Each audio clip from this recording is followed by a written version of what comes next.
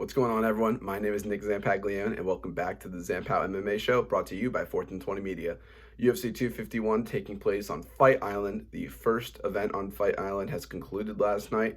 Definitely an eventful night, I could say. I don't think it stole the show on the best performances, but I will say a lot went down and a lot happened, and there's a lot to, of course, talk about. We had 3 title fights, two also intense female fights also on the main card, so a lot just happened actually. So, definitely a lot to talk about, as I said, and kind of go into the little bit of the background of things that go a little bit behind the scenes. I kind of want to talk about as well. Again, a lot happened, so might as well just go right into it. First up, in the women's flyweight on the first opening up the main card, Amanda Ribas defeated Paige Van Zant with submission at 2 minutes and 21 seconds. That is insane. Amanda Ribas is 10-1 now. She was ranked 15 in the strawweights, went up to flyweight, and defeated Paige Van Zant, who's a very well-known female fighter, and beat her in just an impressive fashion. An armbar right in the beginning and halfway through the first round. That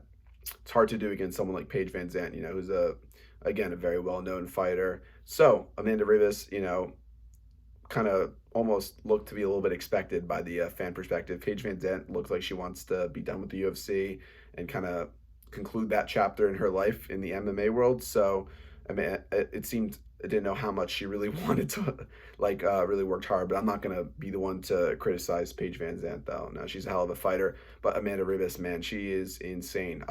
Definitely, I'm expecting her to be in the top 15 ranks coming this Tuesday, Wednesday, and we'll see what's next for her. She's a very exciting fighter, and just really happy to be here. Great energy, great personality, and again, exciting fights just like we witnessed last night. So I expect to definitely see more from her, and hopefully climbing up the ranks and maybe one day challenging for the title. So now looking in the women's strawweight division, we had Rose Namajunas defeating Jessica Andrade via a split decision. Very, very close fight. Exciting rematch, to say the least. Rose was dominating that first fight, gets slammed and loses. And now we saw Rose, I think in my scorebooks, I had it 29-28. Rose winning those first 2 rounds, really taking it to her. And then Jessica Andrade kind of getting almost like a second win and kind of getting back into the fight in that last round. Of course, that's not going to do enough. She definitely rocked her at one point as well. But crazy fight. Both of these female fighters, just very insane fighters.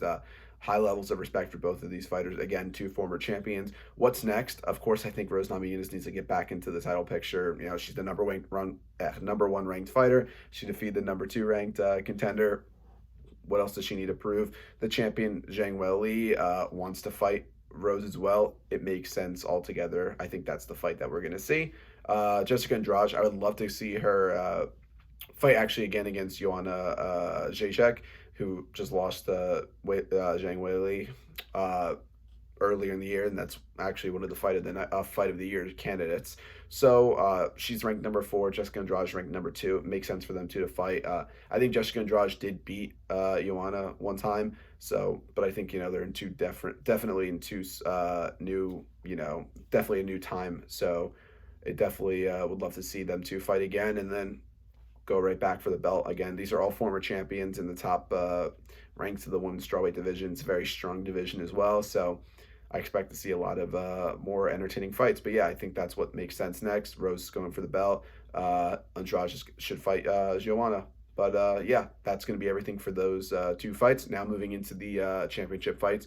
In the bantamweight title, we had Poiter Jan defeating Jose Aldo. The only fight I thought Jose was going to actually win that fight. It's the only one I predicted that I was wrong for this whole card, which I'm pretty proud of myself. But Jose Aldo is a hell of a fighter. I think it's kind of time to hang up the boots, to be honest. He's still somewhat young, but I mean, man, look what he's accomplished already. I feel like at this point, it's kind of like a toss up of what to do right now. He's lost his last couple of fights. It's definitely not the same person in 2014, 2012, like that time area. I think after that McGregor fight, it kind of just changed. He changed a lot, but I'm not gonna, say anything bad about what he's accomplished. He's definitely a future Hall of Famer, one of the kings of the featherweight divisions. But Poiter Jan is just much younger, faster, quicker fighter at this point, and I think, and also much stronger with his power. So I think Jose Aldo also kind of got tired at the end of this fight. So when it comes to Jose, I think time possibly to be done.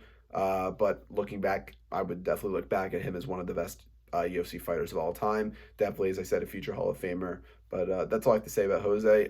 Poiter Jan, I mean, man, this guy is insane. 15-1 right now, undefeated in the octagon. There's a lot of great bantamweight challengers, so I'm expecting Poiter. He fights very frequently. He loves to fight. I very much so expect him to kind of start attacking that whole division. Even there's a lot of up and coming fighters. Sean O'Malley's in the bottom of the ranks right now. Dominic, not an up and coming fighter. Dominic Cruz, he wants to get back in. So there's a lot of fighters, who want to keep climbing up the ranks. And Poiter Jan I believe, is going to be a great champion and really keep the bantamweight division strong, just as Henry Cejudo did, and the other former bantamweight champions, of course. So the only thing I'm going to say that was kind of bad about this fight was definitely the stoppage.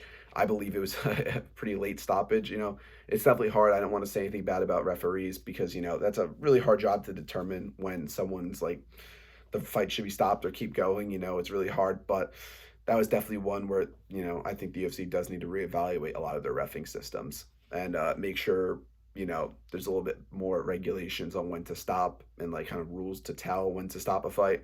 But that was definitely one that got stopped a little too late than it should have. And it really showed on Jose Aldo. I mean, he was covered in blood. It was horrible to see, unfortunately. But, this is the fight business and that's what happens.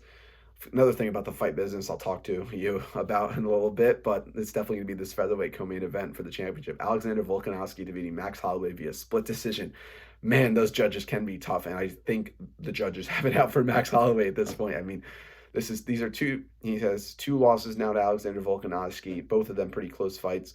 The first fight was a unanimous decision that Max believed he won, and then this one was a split decision that I am saying the far, far majority, I'd say 80% of the fans believe Max Holloway got robbed in one. Almost all the fighters as well believe that Holloway got robbed in this one. That Holloway won.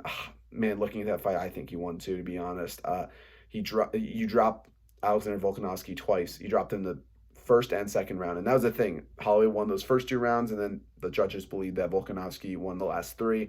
It's hard with scoring the UFC, of course. There's just so many different aspects of mixed martial arts, so it's hard to determine what's more points than another to determine who wins a round. But I mean, if you drop someone twice, I feel like that's a bigger impact in 2 rounds than 3 rounds of a pretty close back and forth pace. So it's definitely pretty hard to tell what's going to happen right now, to be honest, in the featherweight division. But it's kind of stinks, because Holloway isn't going to seem to get a part 3 to this, even though everyone believes he got robbed.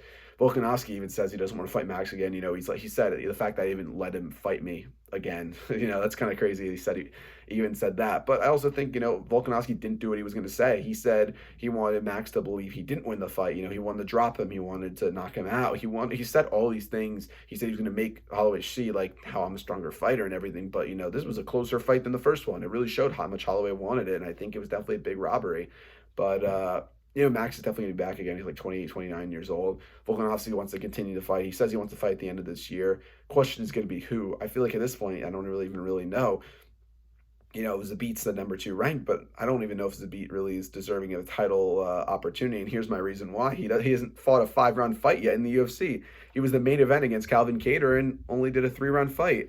And he won the first 2 rounds, lost the last one. He got tired out. So, now you're going to write your first 5-round fight is going to be against the champion. I think they should do Max Holloway versus Zabit in a headlining UFC fight night with a 5-round fight, and then the winner goes back in. Because again, Max Holloway's the king of the featherweight division, in my opinion. There's no way he shouldn't continue to fight for that belt, even if it's Volkanovski. I mean, I feel like since there's such young fighters, if Holloway wins against Volkanovski, there's going to be might be 5 fights between the two, to be honest. But again, the featherweight division is kind of at a weird spot because, Holloway's already beaten Brian Ortega very badly, and Ortega wants to fight the Korean zombie Chan Sung-jung. There's Yair Rodriguez down there. Again, these fighters, as I said multiple times, these fighters should be fighting each other before they're fighting for the belt. So I feel like if we're going to do anything, Alexander Volkanovski waits, Holloway and Zabit fight, and the winner of that goes for the belt. And again, if there has to be a part 3, a part 4, a part 5 with Volkanovski versus Holloway, I really don't care. They put on very impressive fights. I think the only reason Volkanovski won, I think it's just a little bit of a smarter fight IQ, to be honest. Had those takedowns in the last in those championship rounds, and that's what favored the judges that night. But again, these things happen in the UFC. In my opinion, I think there should be 5 judges instead of 3. I think 3 is just not enough for these big fights. I mean, look how close these fights can always be, and 3 people deciding such a big thing in a sport doesn't make as much sense to me. Where if you have 5 judges. But that's all I'm going to say about those two. But again, great performance. Now, the welterweight main event between Kamaru Usman and Jorge Masvidal. Definitely a little weird fight. I think Kamaru Usman definitely played more of a just, again, that higher fight IQ like we saw in Volkanovski versus Holloway 1. A lot of clinching, doing a lot of wrestling, but again, keeping almost like a distance and just winning the fight via points. Kamaru always says he likes going to the 5th round all the way through, but again, definitely a little bit of a weird fight. Not as much as the action we usually see when it comes to both of them fighting. Again, they both have insane knockout power, grappling ability, all of that. Jorge Masvidal trained apparently with a lot of great talented wrestlers. It definitely showed a lot of great takedown defense by Jorge Masvidal. But Kamaru Usman, in the eyes of the judges, won every round except one judge said Jorge won the first round. But again, you're coming on 6 days' notice. I would love to see both of these fighters fight in a full, camp between both of the fighters, both ready equal amounts of time getting ready for the fight, not something like this where it's a 6 days notice where they have to switch the opponent. Now, the question is what's going to be next for these two fighters. My opinion, Kamaru Usman needs to fight Gilbert Burns. Gilbert Burns should not fight. I know Ariel Helwani was saying he should fight, Gilbert Burns should fight Leon Edwards. That makes zero sense in my opinion. Gilbert Burns is going to fight for the title. He's the #1 ranked guy. Why is he going to fight under him now? He's only not in this fight because he got COVID. Like, that's not something, I wouldn't say that's a fair thing to make him now fight someone else. No, Kamaru Usman should be fighting Gilbert Burns next. Gilbert Burns is the #1 contender. It's a great fight that I think a lot of people want to see, especially. Let them fight. Now, the next thing is Jorge Masvidal. What's next for him? Jorge Masvidal has said he wants to fight. It seems like hopefully a lot of the back and forth he had with the UFC about how much he gets paid is kind of dwindling now. Like, there's not as much talk about that. He wants to fight, which is great. So I think he should either fight Leon Edwards or Colby Covington. Jorge said he didn't want to fight Covington because Covington lost via TKO in the 5th round to Kamaru, and Jorge Masvidal didn't get knocked out or anything, and he took the fight on 6 days' notice. So it somewhat makes sense to me. I understand that. But Jorge Masvidal versus Leon Edwards, I think, makes the most sense right now. They both have some bad blood. Jorge Masvidal got into a scrap with Leon Edwards after his fight against Darren Till. Obviously, there's definitely that bad blood, so I believe them two should fight, and the winner goes for the belt after that. Again, pretty crazy. I tried having to cram this in a lot in one video, of course. But man, what an insane card this was. I'm still kind of, my thoughts are going crazy in my head right now about this whole card. But very successful in my opinion. Still, no matter what, maybe not the most entertaining fights, but again, still a very successful one. With nonetheless, Fight Island, of course. Crazy idea, and everything went well the way it should have. A lot more fights coming up now. Again, we have a crazy fight week just like we did during the beginning of this COVID time. We have a fight night on Wednesday between Calvin Kattar and Dan Ige as the main event in the featherweight division. So again, there's gonna be a lot of episodes this week, so hopefully you're not sick of me already. But again, a lot of stuff in the UFC that I'm gonna have to cover, and I love covering. So that's gonna be everything for this episode. Stay tuned for Wednesday, and that'll be it. Thank you all for watching.